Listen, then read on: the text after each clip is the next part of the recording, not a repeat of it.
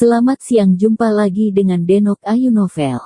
Bagaimana kabar sobat semua? Sebelum kita mulai cerita ini, ayo silakan subscribe, like, komen, share dan nyalakan loncengnya untuk mendapatkan notifikasi terbaru ketika Mimin upload videonya.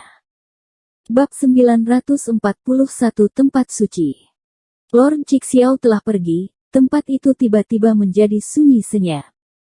Yoronfu melihat Lord Cixiao ditelan oleh laut sihir. Ekspresi takut melintas di matanya. Meskipun dia sangat ingin membuat Lord Cixiao menjadi abu, tapi dia tidak memiliki kemampuan itu sama sekali, dan Dimas Wu melakukannya dengan mudah. Laut sihirnya ternyata sangat mengerikan. Yoronfu merasa ketakutan dan terkejut. Taoti tidak terkejut dengan adegan ini. Dia menatap langsung ke arah Dimas Wu dan berkata dengan serius, "Selanjutnya, apa yang akan kamu lakukan?" Dimas Wu mengerang sejenak, kemudian dia berkata dengan serius, "Kata-katanya ada yang benar dan ada yang bohong.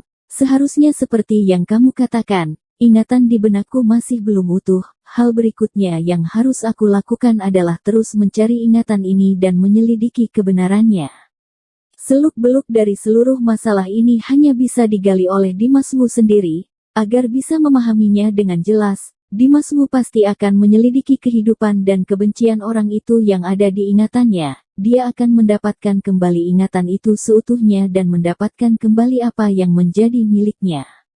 Mendengar kata-kata Dimas Wu, Yoronfu sadar kembali dari perasaan kagetnya. Dia menatap Dimas Wu dan berkata dengan sungguh-sungguh, meskipun kata-katanya tidak sepenuhnya bisa dipercaya, tapi kata-kata terakhirnya pasti benar. Bagaimanapun, munculnya Heaven Demon Sword ini membuat hutan neraka tersembunyi mengalami perubahan. Pergerakan ini terlalu besar, pasti ada orang yang buru-buru ke tempat ini. Begitu mendengarkan berita ini, orang kuat lainnya di Gunung Tianling pasti juga memperhatikan keanehan tersebut.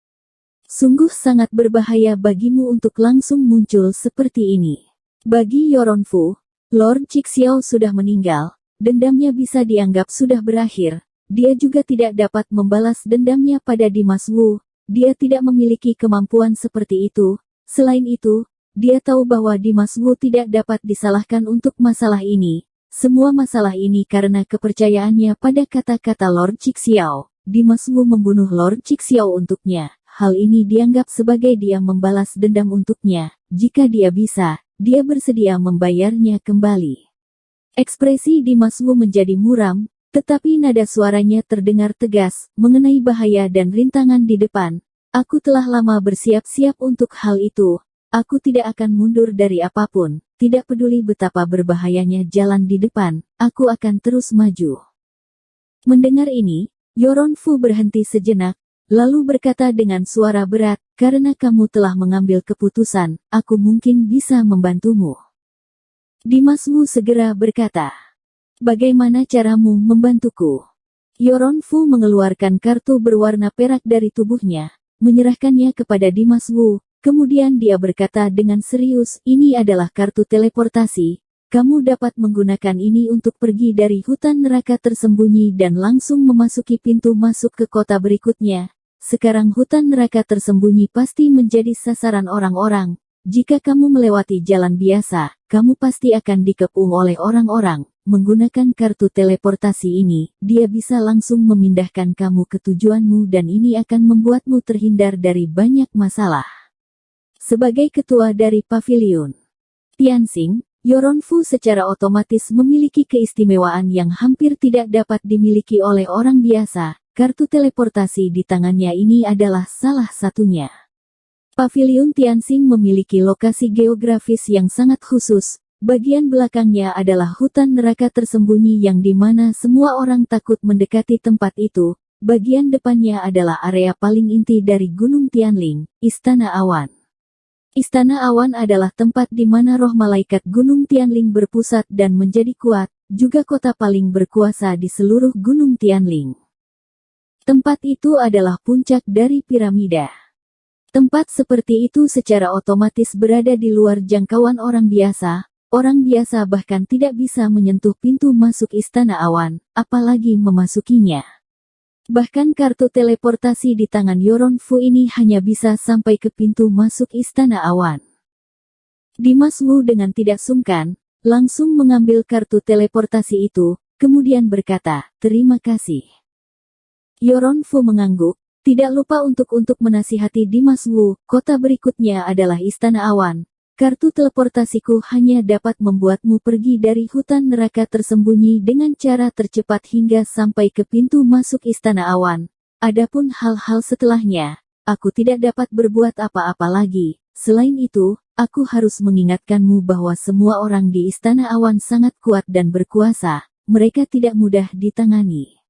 Tempat suci utama Gunung Tianling tersembunyi banyak orang kuat di sana, orang yang bisa bertahan di Istana Awan semuanya adalah dewa." Dimas Wu berkata dengan sungguh-sungguh, "Aku tahu." Sepanjang jalannya, Dimas Wu melewati begitu macam bahaya. Tentu saja, dia tahu ini semua. Semakin jauh dia pergi ke Gunung Tianling, semakin kuat lawan yang dihadapinya. Yoron Fu tidak mengatakan apa-apa lagi. Dia langsung berkata, "Kalau begitu cepatlah pergi, supaya tidak terlambat." Dimas Wu menatap tajam ke arah Yoron Fu dan berkata dengan tulus, "Iya, selamat tinggal." Setelah mengatakan hal itu, Dimas Wu merasa tidak ragu-ragu lagi. Dia segera menempatkan susunan teleportasi di sekitar tubuhnya dan Taoti, lalu tiba-tiba dia mengangkat kartu teleportasi di tangannya dan bergerak ke arah langit. Bro! Tiba-tiba, susunan teleportasi di tubuh Dimas Wu secara otomatis bereaksi terhadap kartu teleportasi yang dia pegang tinggi di tangannya. Kartu teleportasi memancarkan cahaya, susunan teleportasi bergetar hebat dan membuat suara raungan. Segera setelah itu, cahaya menyilaukan tiba-tiba muncul di dalam susunan teleportasi yang bergetar. Dimas Wu dan Taoti tiba-tiba menghilang dari tempat itu.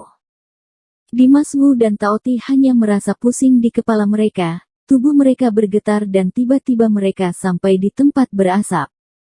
Ketika rasa pusing itu berlalu, Dimas Wu melihat dan menemukan bahwa tempat di mana dia berada saat ini, tempat ini sangat kaya akan roh malaikat, seperti dunia malaikat. Melihat ke sekeliling, ada awan asap dan udara, roh malaikat terus mengalir, jarak pandang sangat pendek.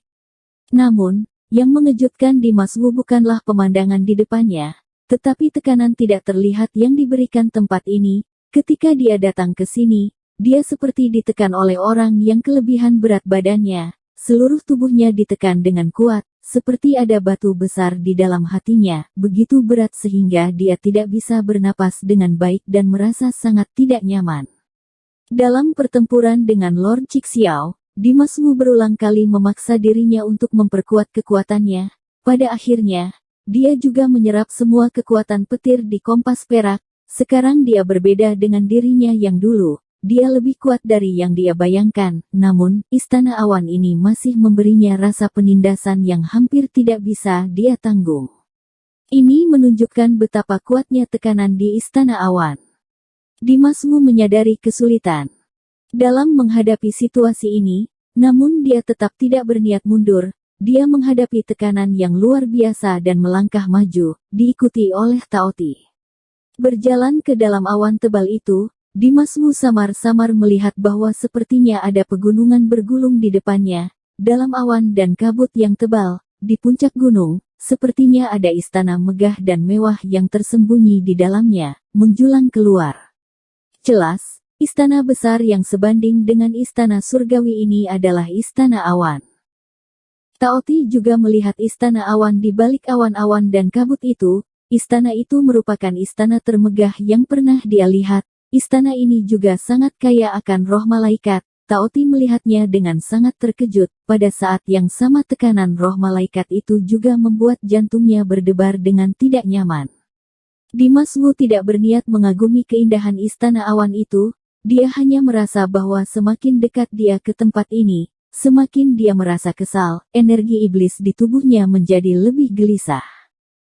Namun Dimas Wu tetap melangkah maju tanpa ragu-ragu. Istana Awan di puncak gunung sepertinya sudah dekat di hadapannya.